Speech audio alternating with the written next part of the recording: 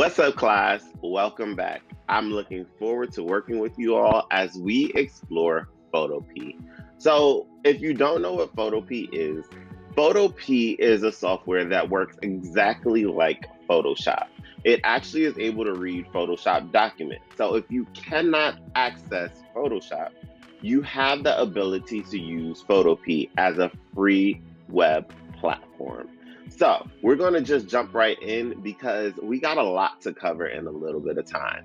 So, what I'm trying to do with you all today and what you all will learn today is how to use the multiply tool, the lasso tool, upload things to Photopea, and work with your documents with inside Photopea. So, let's go on and get started. So, the first thing that you need to do on Photopea is go to photopea.com, which is right here in the search engine. Photopea.com. Photopea. And after you go to Photopea, what you're going to do is you're going to click New Project. So once you click New Project, we're going to then go in and title our new project. So what we're going to be creating today is a fish in a picture example. So we're going to do fish picture.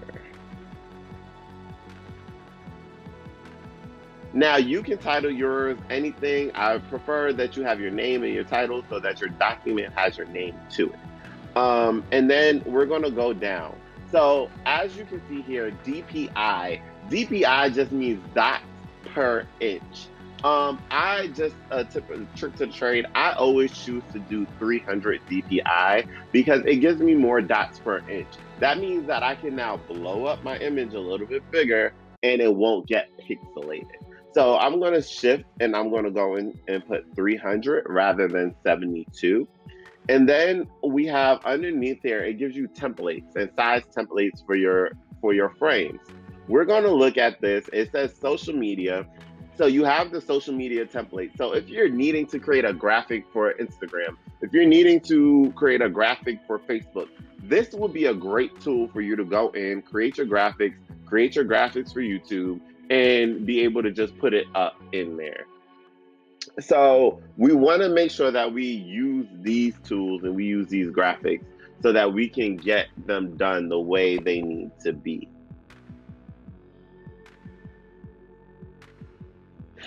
So now we're going to go to photo. We're going to select the 16 by 24 frame. We're going to hit the up arrow and the down arrow right here. And it's going to flip it and give us landscape. Remember, landscape is a longer picture. So we're going to click landscape and then we're going to just hit create. Now we have a frame with our white background that we can work with. So everything that we're going to do is going to be on this white background.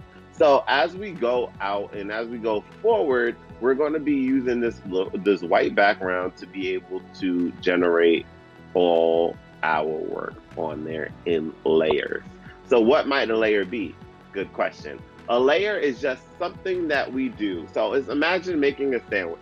Everything that we pile on top of the sandwich is a layer. We have our meat, we have our cheese, we have our lettuce, we have our tomato, we have the top bun. All of that came together to make the sandwich. So a layer is just how we work together and we put each piece together to create that sandwich. So what we're going to then do is we are going to click here to new layer and we are going to hit file, open and place, and we're going to go to desktop,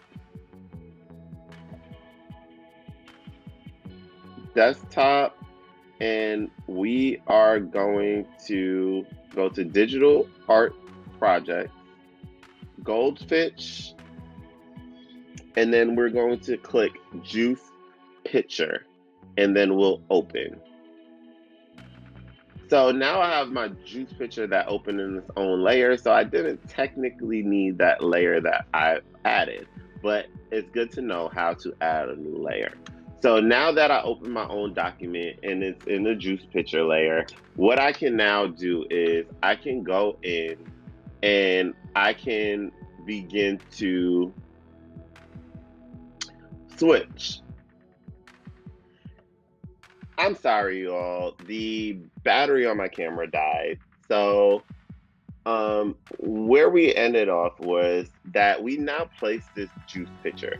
So it's important that when we're working with layers, you click the right layer. So if I'm clicking background, that means I'm working with my background.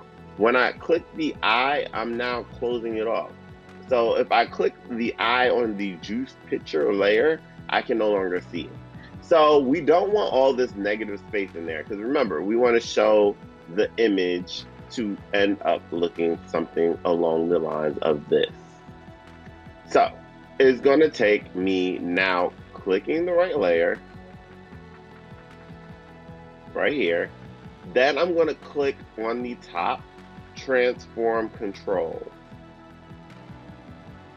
And so once I click transform controls, it is important that you use what I call shift. You use the shift button on the keyboard. If not, watch what happens. Now we distorted our image. So we don't want our image to be distorted. We want our image to remain the same way it was in the same shape it was. So we're going to hit X to go back. We're going to hold down the shift button on your keyboard, click the corner arrow, and drag out. Now what happens is it locks in the proportion ratio that it is, and it allows you to size up without it distorting. So now I'm just going to come out. I want to make sure that my image covers the whole canvas, and then I'm going to just let go. I'm going to go up top and click the check button because now it's where I want it. So once I click the check button, it now is where I want. So I also want to go in and I want to add some more stuff to my image. So I no longer need to transform the image. So I'm going to click transform off. I'll keep auto select on so I can just select my layers, right? I'll go to file, open, desktop, goldfish, and I want to open my PNG of the goldfish. So now that I open my PNG of the goldfish, what you will notice is it opened in a totally separate tab. So because it opened in a totally separate tab, now I have to be able to understand, okay, my goldfish is in a different tab, but I still need to be able to put the goldfish in my image. So what I have to now do is I have to go to the goldfish and I have to click what is called the Lasso Selection tool. So Lasso Selection tool will allow you to go in. I'm going to use Lasso Selection and draw around your object.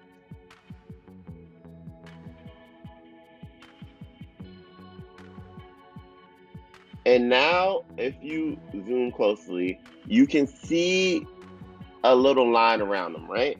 So what I'm going to do is I'm going to hit Command X or Control X.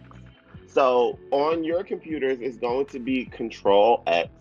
On a Mac or Apple device, it will be Command X. So you will hit Control X, and then now my goldfish has disappeared, right? But what I did was I copied my goldfish to my clipboard, and what I'm going to now do is I'm going to hit New Layer. I'm going to hit New Layer, and then I'm just going to come in and I'm just going to Command or Control V to place in my new layer. So now, so that you see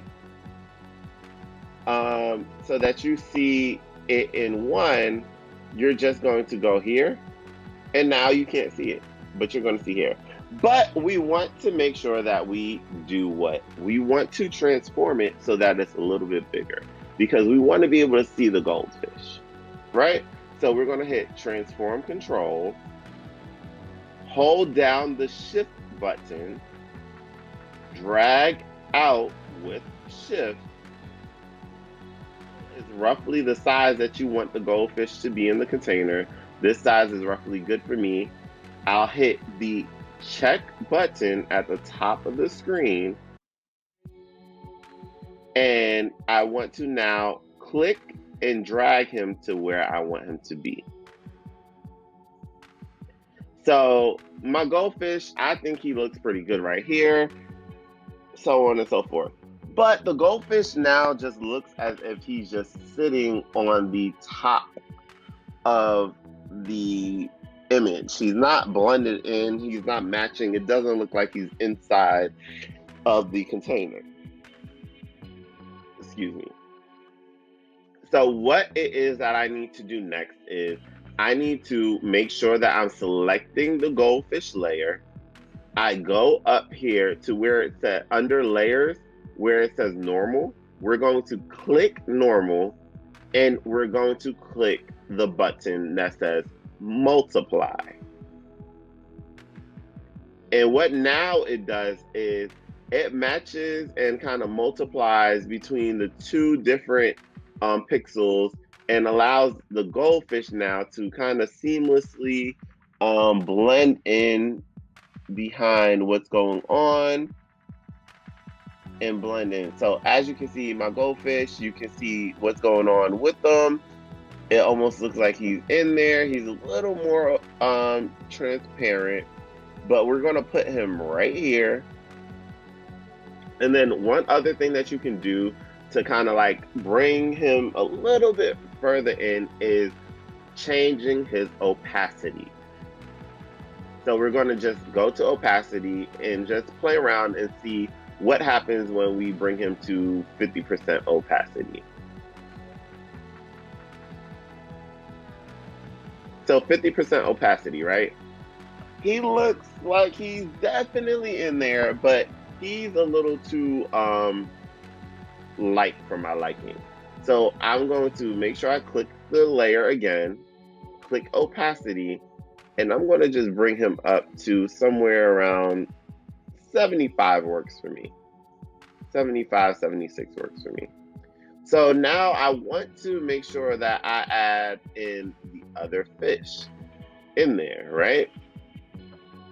So I'm going to go back to the tab where it says PNG Drive Goldfish, and I'm going to now click my lasso tool, and now I'm going to lasso my other goldfish, making sure that I go all the way around him. And it works like this because the goldfish are a PNG on a transparent background. Notice that you see the checkerboard background. Anytime you see a checkerboard background, that means that that goldfish is on a checkerboard background, meaning it is transparent. Anytime you see a solid color background, that means there's a color, so it's grounded to something. So you want to make sure that anytime you're lassoing like this, your object is on a transparent background because it won't have anything to obstruct it when you place it into the photo that you're working with. So now what we're going to do is we're going to hit Command or Control X to cut it. We're going to go back into our tab and we're going to open a new layer, and we want it to be above that last layer. So we have to click that top layer, hit new layer, and then we're going to hit Control V and paste it. And then we're going to hit at the top, transform. We're going to drag it out using shift. Remember, we want to keep shift. And we now are going to just kind of like place our fish a little bit further back. We're gonna put this little guy in there, make him a little bit smaller. And then we're gonna go back in and do the multiply. And now we're going to go in and bring him in the 75 range. So now I have two fish in the tank, right? They're looking pretty good. They're definitely not standing out. They don't necessarily look like they've just been placed on top. And now I just have to get one more goldfish to place them. So I'm going to go back to the tab, click my lasso tool, and now I'm going to just go around and lasso. When it's on a transparent background, you don't need to be as precise with your lasso. But if you are cutting a person out of an image, it is very imperative that you take your time and actually lasso him out properly. So we're going to hit Command or Control X.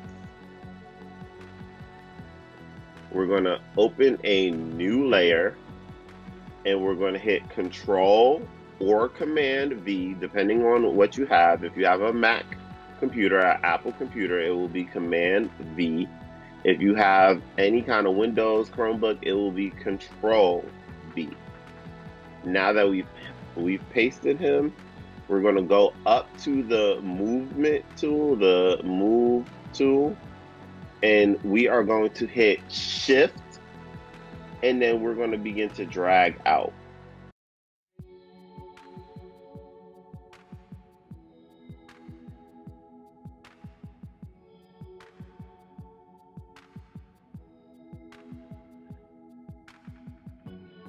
Now, I like this right there, but I want to actually play around with my placement of some stuff. So I'm going to go here and I'm just going to click on layer 2 where we had our previous goldfish.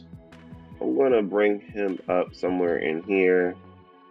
So then I can go to layer 3 and begin to put this little guy right there. Just to play around with his placement. So now remember, we want to hit multiply, and then we want to drop the opacity to 75%.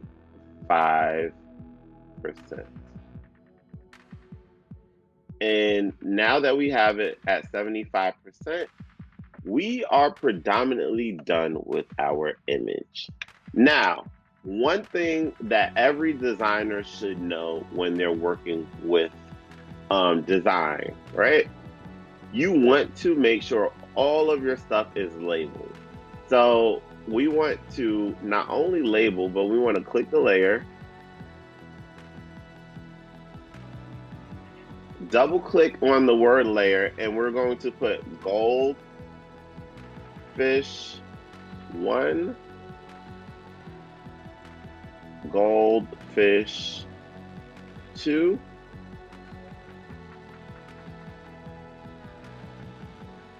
Goldfish 3.